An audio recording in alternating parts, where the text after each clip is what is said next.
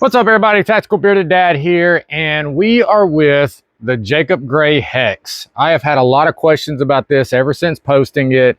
No, this is not how they originally come from Jacob Grey. This one was sent off to BlackAnchorTactical, and he did some magic to it with this crazy, it's like a black cherry with rose gold, and then you got the black. We kept the rose gold barrel, just because I wanted to really keep that. He also did some nice little touches on the optic as well. I did add a Holosun PID on it because they just look really good with the 4.25s. But he even did little touches like this side of the trigger is the black cherry, that side is black. He's kind of notorious. You can always tell a lot of his stuff because he does like this cool X design on it. I don't know if it's just me that notices it or what, but I really dig it. I like it. We also added some Atlas shielded safeties on it. That is really one of my only complaints about the Jacob Grey Hex is just their safeties are too small for me. I've even talked to them there and told them, my kind of, thoughts what they should do. And they've got some really cool stuff that's coming out. I've been working with Jacob Grey for a little while now, and I really like the guys over at that team. They really care about what they're doing. They're really trying to go, no mem parts. I'm working on something with them to do like a video to talk about some of their old stuff versus new stuff. And it's not really that the old stuff was bad. Just some people look at mem parts as bad parts, even though they're a lot better than what they used to be a long time ago. Their big thing is they're trying to be self-sufficient within their four walls. And that's the biggest thing with it is, they have the ability to be able to produce a lot of this stuff in-house. So that's what they're working towards. And I tell them all the time, if you're not looking for what's next and what's the best thing and how can we improve, then you're going to stay stagnant. People aren't going to want your firearms, and you're going to get lost in the plethora of 2011s that are there now. So, they're doing that. They're stepping up their game. They're updating it. They're coming out with new stuff every time we turn around, new models, and they're upgrading what they're putting inside of their guns as well. I'll be honest with you, the original TWC9, I hated it. I didn't like it at all. I didn't like the grip. I didn't like the way it mounted. I didn't like the design really. It wasn't that smooth. To me, it wasn't worth the price point. And I wasn't the only one that felt that way. Their grip was very slippery. But that was the cool thing about Jacob Grey. They listened to the customers, to the people that were buying their guns, and they didn't just come out with a new one with the black and just kind of, leave it the same. They came out, they upgraded so much stuff to it, even things that they didn't have to, and it made it a better gun. And then they came out with the Hex model. They've got different colors, things like that. So they're listening to what people are saying. And they're just a great company. They have everybody I've ever heard that has had an issue, they've gotten them taken care of fairly quick, or at least as quick as they possibly could. Sometimes just things take a little bit.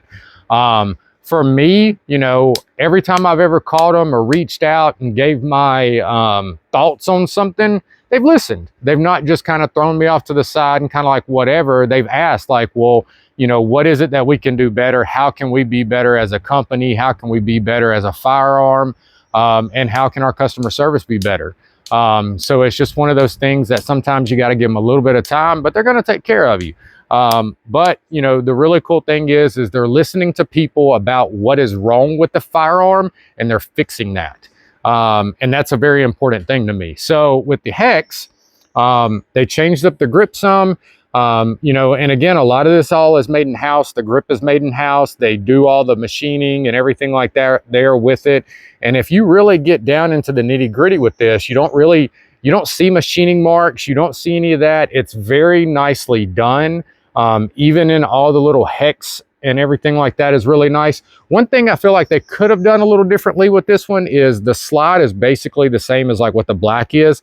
If they would have incorporated the hex down here to maybe up here in this side, these parts, I think would have been really cool and changed it up a little bit. But I get, wanting to try to stick within certain things and stuff like that. So, but they did, you know, give you the option of ported. It is got a flush and reverse crown barrel. You've got the Atlas toolless guide rod. You've also got the reverse plug. That is a filled in one that I like a lot. It just looks so much better because look how much cleaner that is. And yes, we are clear. There's no mags or anything like that. It's in my pocket. But you know, it just makes it look so much cleaner. They come with 3 different optic plates, or 4. It comes with the RMR SRO, it comes with the RMSC, it comes with an acro, and it comes with a DPP, I think. So that's actually 4. So you get 4 optic plates with it as well. So it's nice. I mean, they give a lot of options that a lot of other companies in the same price do not give. But it's, you know, it's harder and harder to, you know, in the, again, plethora of 2011s that we have, that, you know, to kind of make your mark. And I feel like Jacob Grey is making their mark. You know, their grip, you can't swap it out with another grip. They really want you to keep the pureness of their firearm together, I guess you would say. They don't have a whole bunch of, you know, marketing all over it or anything like that. It's got like a little bitty Jacob Grey right there, and then you've got the hex here, and then just their name with it. So it's very clean, it's very simple, you know, but it's also to the point. They've got really nice little touches with it. You know, it comes with 2 mags. It comes in a nice bag inside of a box, so even things like that they look at. But you know, enough of me talking. Let's shoot this thing and let you see, you know, really the main thing that everybody wants to know is, how does it shoot? How flat is it? Does the porting work? You know, all that type of stuff. So let's see how this bad boy works. So now that I am eared up, eyed up, you know, because I always have people say, man, you ain't got glasses on, blah, blah, blah.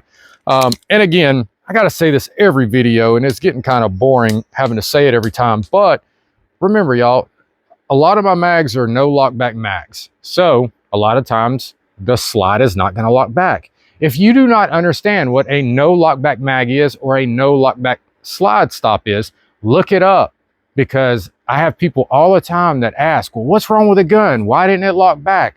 There's nothing wrong with the gun. It is just the whole fact that it's got a no lockback mag, no lockback slide, you know, release, whatever it is. If it truly was an issue with it, I'd say, hey, we got an issue. But for the most part, a lot of my mags are no lockback mags. So, but let's get into it.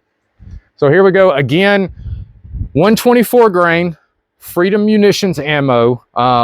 If you've not heard of Freedom Munitions, I've been using their ammo for a while now. I absolutely love it. I've not had a single issue out of a single round in probably 5,000 rounds of ammo.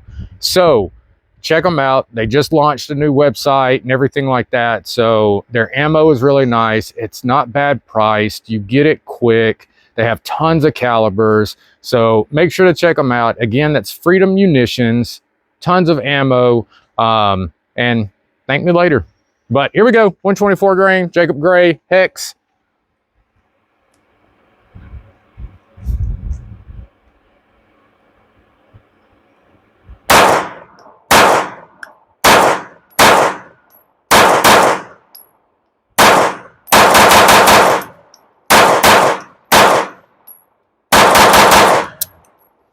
So again, like I said, no lockback mag, and you can tell that because of how skinny it is. Okay, it doesn't have the little hump in it to where it stops it and everything like that. So that's why it does not lock back. So, which is why that doesn't happen. So just for all y'all people. But we're gonna get another mag because that felt good, and this is the first time I've shot it. So be right back. All right, another mag. I grabbed 10 rounds real quick. We're gonna do just a little quick little pop, kind of play around with it and let you see really how it performs.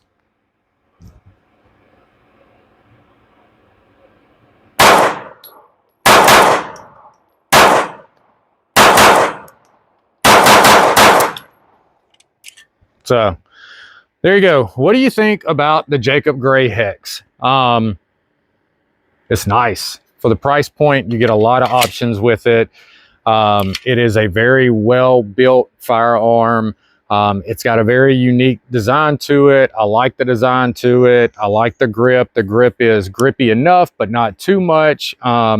If you've watched a lot of my videos, you know I like aggressive grip. So this one is a good one for, you know, an EDC kind of feel or something like that.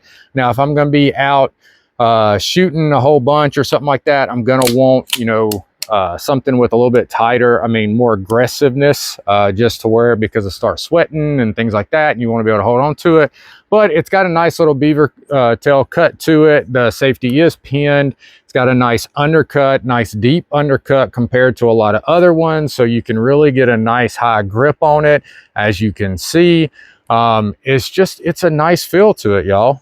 If you haven't heard about Jacob Grey, make sure to check them out. There's a lot of dealers that are carrying them now. So make sure to check them out. You've got Not Just Guns, you've got B&R Tactical, you've got Real Street, you've got CGC, Carbon Gun Company. Those are just a couple of my, you know, favorites. You know, Modern Warriors is a big one. They have like every model that there is. So make sure to check them out, y'all. If you haven't, like I said, messed around with the Jacob Grey, give them a chance. Stay away from the original one. I hate to say it.